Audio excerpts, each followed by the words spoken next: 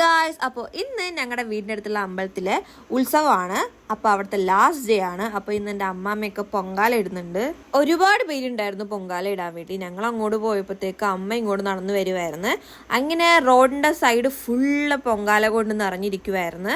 പൊങ്കാല ഇടുന്നത് കണ്ടതിൻ്റെ ക്ഷീണത്തിൽ ഞങ്ങൾ നേരെ 2 ഐസ്ക്രീം മേടിച്ച് കഴിച്ച്.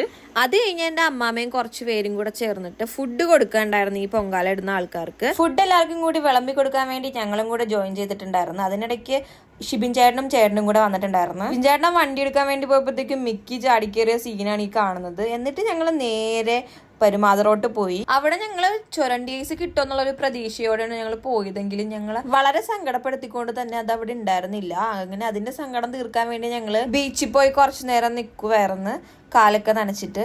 എന്നിട്ട് ഞങ്ങൾ നേരെ വീട്ടിൽ വന്ന് രാത്രി ആയപ്പോഴത്തേക്കും അമ്പലത്തിലെ ഘോഷയാത്ര കാണാൻ വേണ്ടി പോയി. അതൊക്കെ കഴിഞ്ഞ് വീട്ടിലോട്ട് പോയി ഒരു കുർക്കുറയും കോക്കും കഴിച്ചിട്ട് നേരെ കിടന്നു. അപ്പൊ ഓക്കെ ബൈ.